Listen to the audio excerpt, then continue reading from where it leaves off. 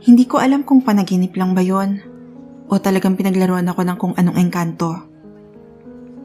Isip ko baka simulation error din ng realidad. Kasi ang hirap talagang ipaliwanag. Pwede rin namang guni-guni ko lang. Pero parang totoo talaga eh. Ewan, hindi ko talaga alam.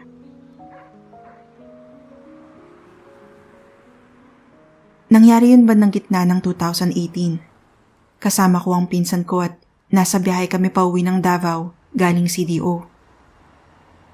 Kung pamilyar ka, mahigit kumulang 8 oras sa biyahe yun sa highway na parang walang katapusan. Dadaan ka sa mga lungsod ng Bukidnon, tapos may bahagi na sa gilid ng may kataasan ding bundok dadaan ng bus. Palagi pang malamig ang hangin sa ruta na yun. Parang kayang makipagtitigan ng mata sa biyahe pa Baguio. Kaya naman, napakahirap talagang labanan ng antok. Lalo kapag dinadama mo na parang malaking duyan ng bus. Oo, nakatulog ako. Kung alam ko lang talaga, nilabanan ko na yon. Pakiramdam ko pa, napakalalim ng tulog ko. Mukhang nakatulog din yung kasama ko. Doon kami nakaupo sa bandang likuran ng bus. Tapos, eto na. Nagising ako. Sigurado ako. Nagising talaga ako noon. Namalayan ko na nakahinto na yung bus. Naisip ko agad, baka nasa Ecoland Terminal ng Davao. Pero ang nakapagtataka, ako na lang mag-isa. Yung pinsan ko, wala. Yung ibang pasahero, wala rin.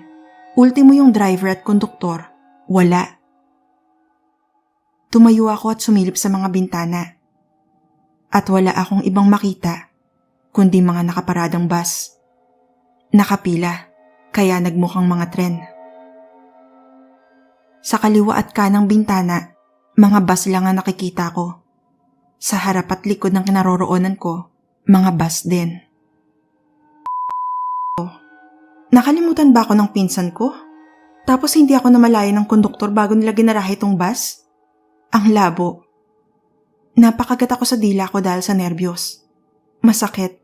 Hindi pa naginip.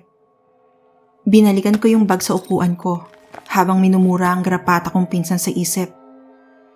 Tapos, may napansin akong nakadikit sa likod ng upuan na nasa harap ng kinaupuan ko. Wala naman yun doon bago ako makatulog at hindi ko na namalayan kung andoon na ba yun nang magising ako. Isang karton na parang ginupit lang na lalagyan ng gatas. May nakasulat gamit ang pentel pen na pula. Huwag ka munang bababa. Hindi ako ginising tapos mag-iiwan lang na ganitong karatula. Tsaka anong wag muna? Hanggang dito sa garahe ng bus? Hihintayin ko yung kumag? Sa garahe ng bus na wala man lang katao-tao? Tapos yabag, hininga at kumakalas ko lang na puso ang nag-iingay? Kaya bumaba ako.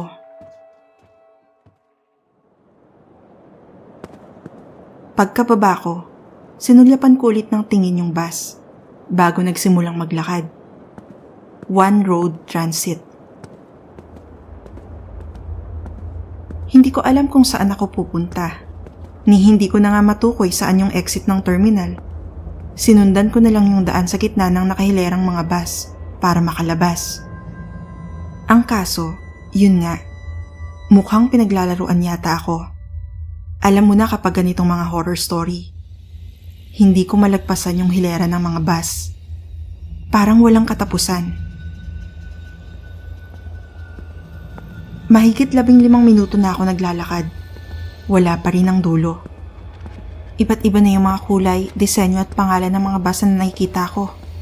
At hindi rin naman ganito kalaki ang Ecoland Terminal para abutin ako ng siyam-siyam sa isang diretsong lakad. Sinubukan ko na ring lumusot sa gitna ng uso at puwitan ng mga nakahilerang bus, pero wala pa rin. Kung saan saang direksyon na ang tinahak ko, pero kahit paderman lang, wala talaga. Tinangka kong i-text ang tarantado kong pinsan, pero walang signal. Nakasindi pero ayaw ding gumalaw ng cellphone, hanggang home screen lang. 27% ang baterya, tapos 7:01 PM, May 29, 2018 ang oras. Naisip kong balikan yung bus na sinakyan ko. Kaso mukhang mahirapan akong mahanap yun kasi litong-lito na ako sa mga dinaanan ko. Oo. Alam ko magmumukha akong baliw sa gagawin ko pero bahala na, kako. Wala namang tao. Tinanggal ko muna yung bag ko, nilapag sa sahig, hinubad ang t-shirt ko, sabay isinuot ulit ng pabaliktad. Walang nagbago. Pero sana hindi na ako maligaw. Pinulot ko ulit ang bag ko, tapos naglakad na naman. Lumipas ang mga kalahating oras.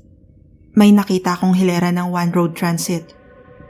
Kaso, alin dyan yung sinakyan ko?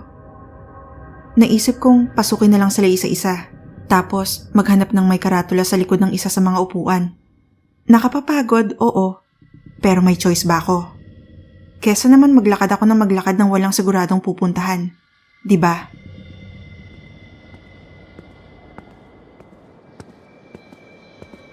Sa awa naman ng Panginoong, malamang siya ring naglagay sa akin na hanap ko yung bus.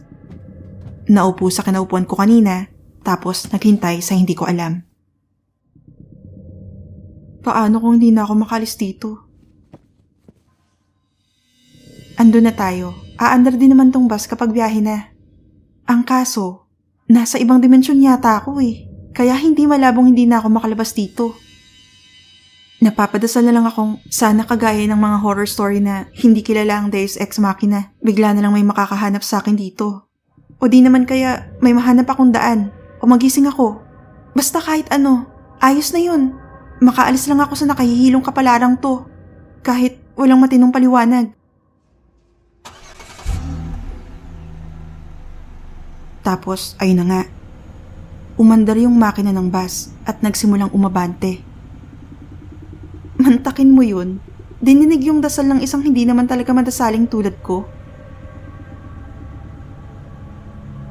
Hindi ko alam kung paano yun kasi sigurado akong may 100 o libo-libo pang mga bus sa harap ng kinasasakyan ko. Basta, umusad yung bus sa loob ng garahe. Wala rin naman akong marinig na tunog ng makina ng ibang bus sa harap. Tumayo ako para sana puntahan yung driver. Kaso, eto na naman. Hindi ko marating yung harapan ng bus. Lakad ako ng lakad. Hakbang ng hakbang. Pero parang hindi ako muusad sa loob ng umaandar na sasakyan.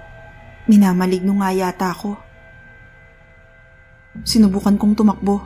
Magsumigaw. Mura-murahin yung driver na hindi ko nakikita. Pero walang nangyayari.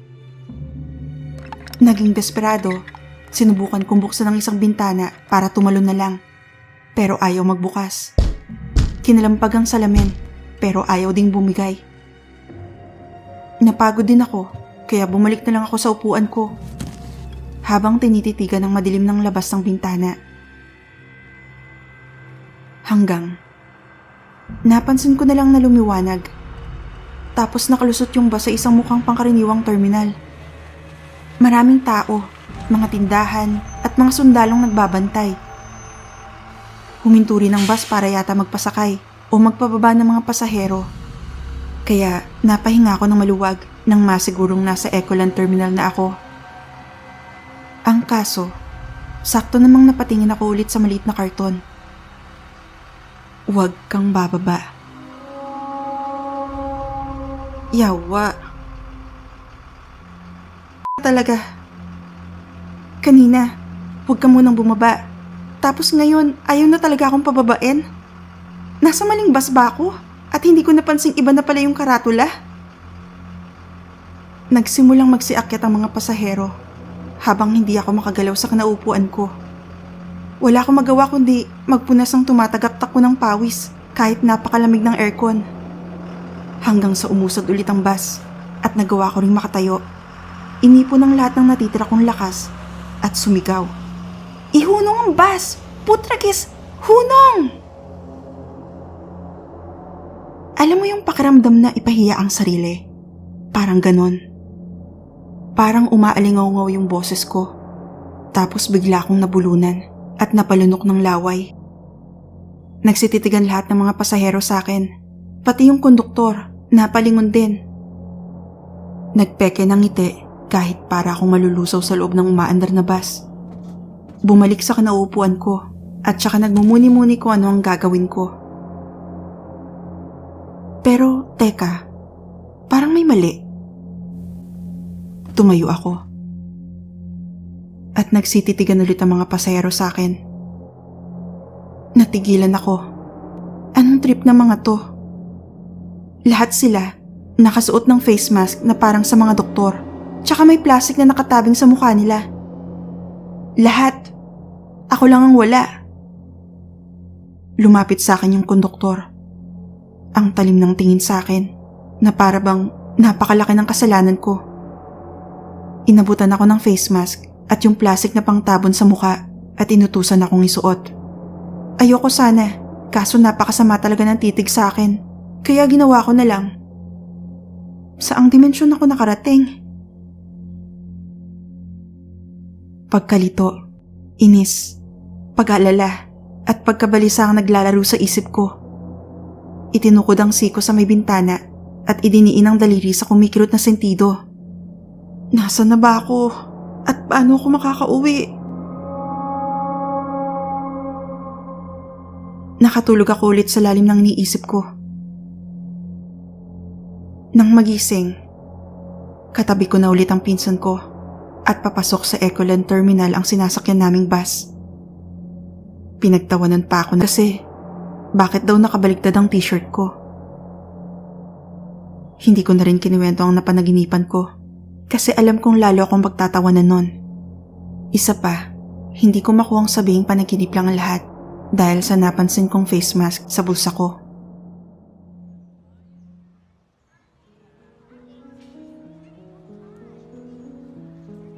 Hindi ko malaman noon kung panaginip lang ba yun o talagang pinaglaruan ako ng kung ano. Pero ngayong 2023 na at lumagpas na ang pandemic, mukhang nalaman ko rin kung saan ako dinala ng biyaheng yon.